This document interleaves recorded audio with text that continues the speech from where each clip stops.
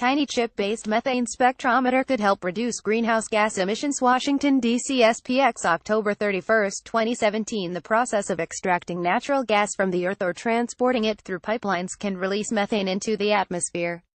Methane, the primary component of natural gas, is a greenhouse gas with a warming potential approximately 25 times larger than carbon dioxide, making it very efficient at trapping atmospheric heat energy. A new chip-based methane spectrometer, that is smaller than a dime, could one day make it easier to monitor for efficiency and leaks over large areas. Scientists from IBM Thomas J. Watson Research Center in Yorktown Heights, NY, developed the new methane spectrometer, which is smaller than today's standard spectrometers and more economical to manufacture. In Optica, the Optical Society's Journal for High-Impact Research, the researchers detail the new spectrometer and show that it can detect methane in concentrations as low as 100 parts per million. Low maintenance, high impact. The spectrometer is based on silicon photonics technology, which means it is an optical device made of silicon, the material used to make computer chips. Because the same high-volume manufacturing methods used for computer chips can be applied to make the chip-based methane spectrometer, the spectrometer along with the housing and a battery or solar power source might cost as little as a few $100s if produced in large quantities. Compared with the cost of tens of thousands of dollars for today's commercially available methane-detecting optical sensors, volume A manufacturing would translate to a significant value proposition for the chip spectrometer, said William Green, leader of the IBM research team. Moreover, with no moving parts and no fundamental requirement for precise temperature control, this type of sensor could operate for years with almost no maintenance. Such low-cost, robust spectrometers could lead to exciting new applications.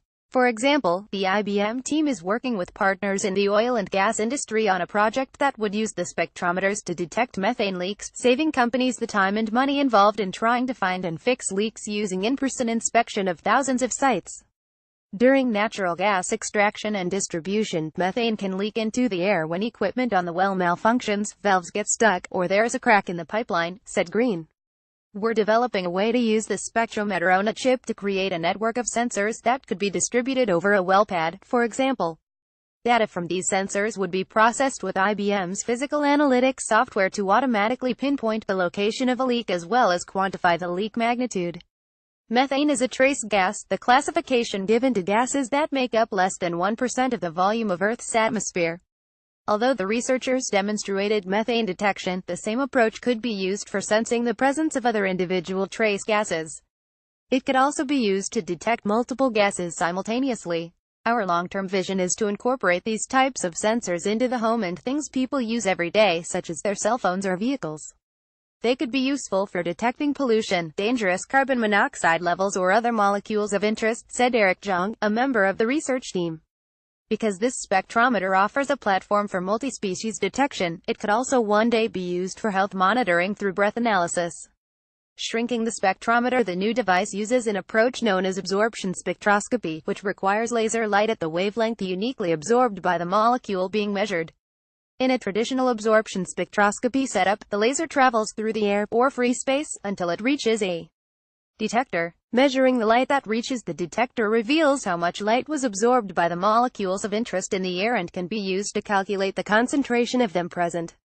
The new system uses a similar approach, but instead of a free space setup, the laser travels through a narrow silicon waveguide that follows a 10 cm long serpentine pattern on top of a chip measuring 16 square millimeters. Some of the light is trapped inside the waveguide while about 25% of the light extends outside of the silicon into the ambient air, where it can interact with trace gas molecules passing nearby the sensor waveguide. The researchers used near-infrared laser light 1650 nanometer wavelength for methane detection. To increase the sensitivity of the device, the investigators carefully measured and controlled factors that contribute to noise and false absorption signals, fine-tuned the spectrometer's design and determined the waveguide geometrical parameters that would produce favorable results. Side-by-side comparison. To compare the new spectrometer's performance with that of a standard free-space spectrometer, they placed the devices into an environmental chamber and released controlled concentrations of methane. The researchers found that the chip-based spectrometer provided accuracy on par with the free space sensor, despite having 75% less light interacting with the air compared to the free space design. Furthermore, the fundamental sensitivity of the chip sensor was quantified by measuring the smallest discernible change in methane concentration, showing performance comparable to free space spectrometers developed in other laboratories. Although silicon photonics systems, especially those that use refractive index changes for sensing, have been explored previously, the innovative part of our work was to use this type of system to detect very weak absorption signals from small concentrations of methane, and our comprehensive analysis of the noise and minimum detection limits of our sensor chip, said Zhang.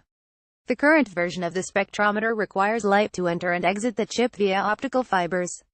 However, the researchers are working to incorporate the light source and detectors onto the chip, which would create an essentially electrical device with no fiber connections required. Unlike current free space sensors, the chip then does not require special sample or optical preparation. Next year, they plan to start field testing the spectrometers by placing them into a larger network that includes other off-the-shelf sensors.